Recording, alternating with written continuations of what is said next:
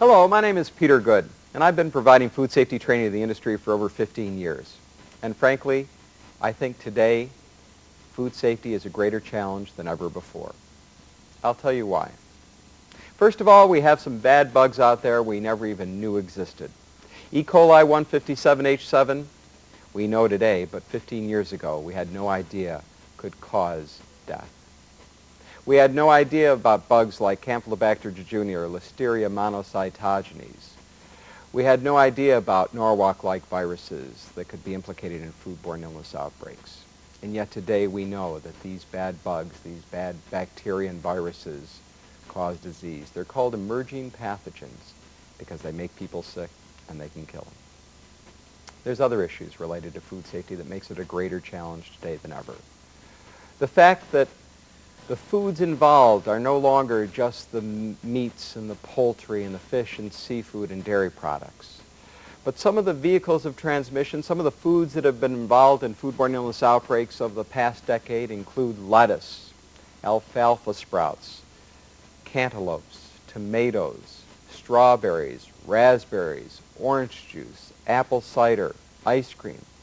Foods we wouldn't have imagined could cause illness and death 10, 15 years ago. We're importing roughly 30% of all our food into the United States today, and that presents food safety challenges. The fact that we're changing our eating habits and trends and preferences, eating lightly grilled and sautéed foods. The fact that we prefer raw food sometimes. These are food safety challenges. The fact that we consume food that has been handled so many times possibly, and the fact that our industry has 12 million people, not all of whom have been trained in proper food handling procedures.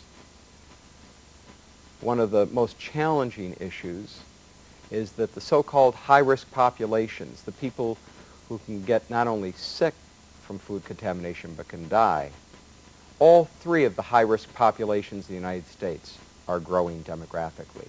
The young, the old, and the immunocompromised. All three groups are growing in population proportions. If we combine all of these challenges to food safety, we have to ask ourselves, are we doing everything we can to serve safe food? Let me share with you some statistics that recently came out from the Center for Disease Control in Atlanta, Georgia.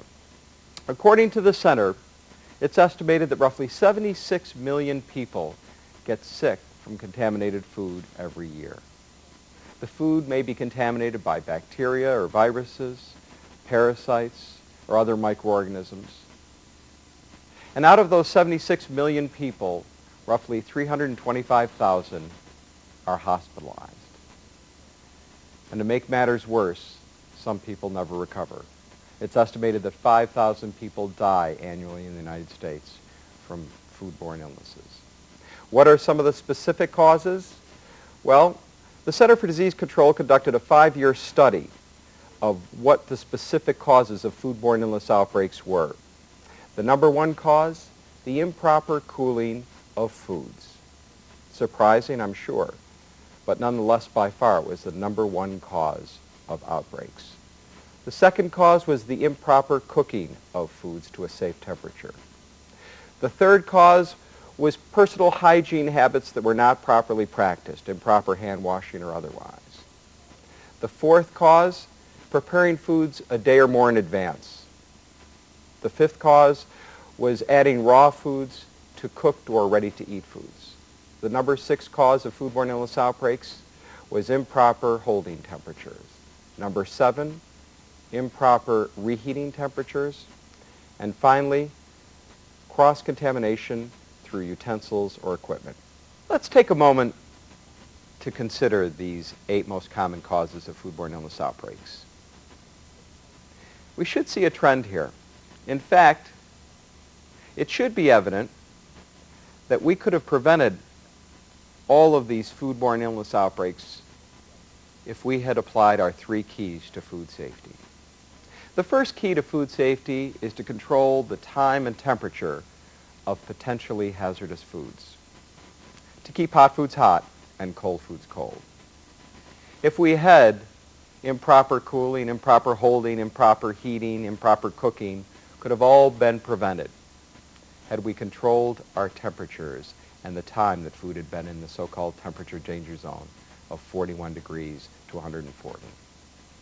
Our second food safety key is to use good personal hygiene.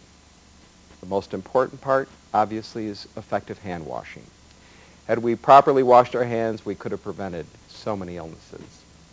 Our third key to food safety is to prevent cross-contamination, be it from a contaminated cutting board, a utensil, or adding raw foods to cooked foods. If we use these three food safety principles, all of these specific causes of outbreaks could have been prevented. It's estimated that roughly 97% of foodborne illness outbreaks could be prevented by simply using our three keys to food safety. I'll never forget a story that I heard when I attended my first conference for food protection in Boston, Massachusetts, back in 1998, I think it was. It was the end of the first day, and there was a lady who came up to speak to the convention, and I had never heard of her before. Her name was Nancy Donnelly.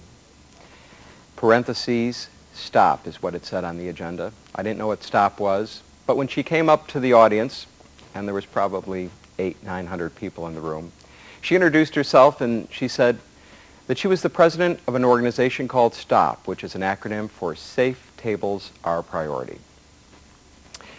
And Nancy began to describe STOP by telling us who some of the members of STOP were from all across the country.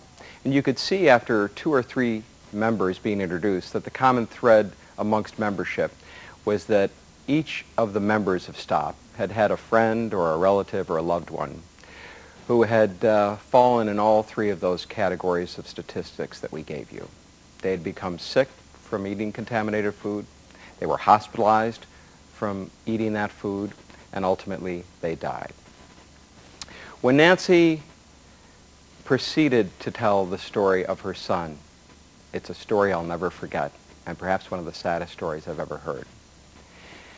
Nancy said that she did something one day for her son, gave him the all-American meal, a hamburger, and she never thought it would ever have any negative consequences whatsoever. But unfortunately it did. One day, Nancy's son came to her and said, "Mommy, I have a bellyache." Well, when I heard that, I knew it wouldn't be a pretty story. I could relate too well to my own 2 young sons at home.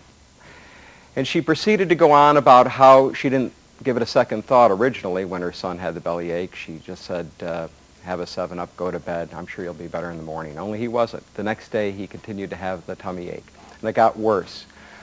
And then he began to have diarrhea. Well, of course, Nancy became concerned because of the dehydration issues. As soon as she saw blood in his stool, she immediately rushed him to the emergency room. And there the doctors admitted him, but not knowing what was wrong with him, they started to treat symptoms. They took care or tried to take care of his dehydration and some of his pain, but yet the symptoms worsened. Nancy proceeded to go on in very detailed fashion of how she and her husband watched their 5-year-old son slowly and painfully and gradually die in front of their very eyes over the next 3 weeks. It was an awful story to have to hear, and I'm sure it was a much worse story to have to go through. When the presentation was over, I went up to Nancy and I expressed the fact that I was very sorry to hear about her son. And I asked her, I said, "Nancy, isn't it hard to tell that story over and over?" And she said, "Yeah, it's hard and it never gets easier." But she said, "I think my son would have wanted me to do this." She said, "I quit my full-time job and started this organization, and I go around the country now and talk about the importance of food safety." And she said, "I think my son would have wanted it because she didn't think that he would have wanted to have died in vain." And I walked away from that conversation with Nancy a different person. I remember walking down the hallway thinking, food safety for Nancy is more than a statistic. And I think food safety for all of us should be more than statistics. It's easy to think that it will never happen to us, but it could. It does happen to people every year. And I walked away recognizing that I had a role in food safety. And I think all of us have a role in food safety. whether we're managers or supervisors, cooks, bussers, servers, trainers, we all play some role in food safety. I urge all of us to recognize what our role is and to take it seriously. I think it's important for all of us to know the 3 food safety principles, but more importantly than that, to apply them, to use them at work. And not only should we use our 3 food safety principles, but urge everyone else to, that we should monitor ourselves and other people around us, to recognize that food safety is something we all have to do every day. This is 2020. It's out there. A deadly bacteria ground into one of America's favorite foods. My son died because he ate a hamburger. Hamburger. The perfect hiding place for this invisible killer, claiming victims across the country. 20,000 cases, 500 deaths, an epidemic? An epidemic. Don't be scared. Just be warned. We begin with an urgent report for you and your family. A powerful bacterium is sickening people in every state in the country. In some cases, these bacteria have become a killer. The name is E. coli, and perhaps the most frightening thing about it is where it hides, in a food that is a favorite among Americans, particularly children, hamburgers. That's true. Now, we're not trying to scare anyone, but both the government and the beef industry agree that what we have here is a significant problem. Can you tell if your ground beef is tainted? And how can you guarantee that the hamburger you're eating is safe? This is Prime Time.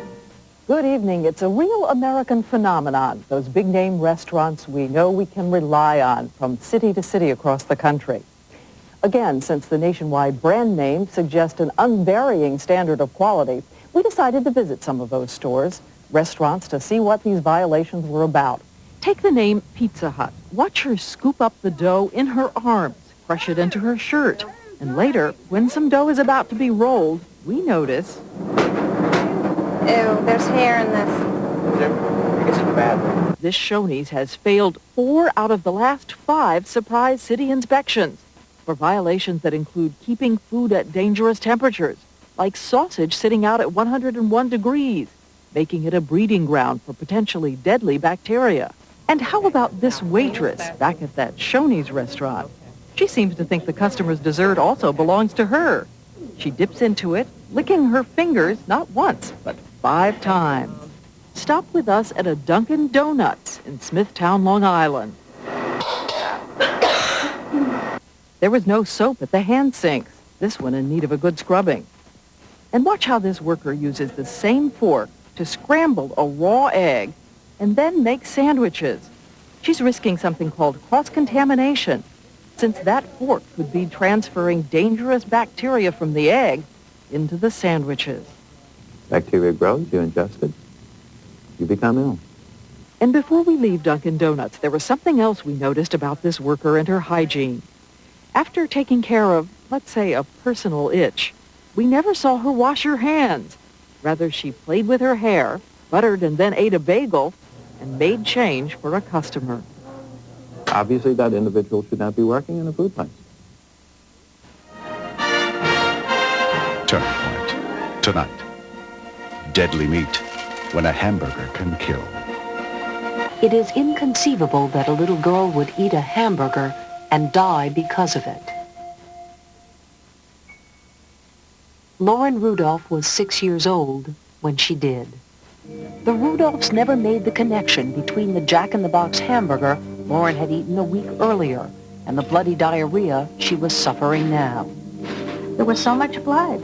They couldn't stop the blood. I was afraid she was going to bleed to death. And she was crying out, "I'm going to die. I know I'm going to die." Lauren's last picture was taken with Santa. 48 hours later, her kidneys stopped working, and she had 3 massive heart attacks.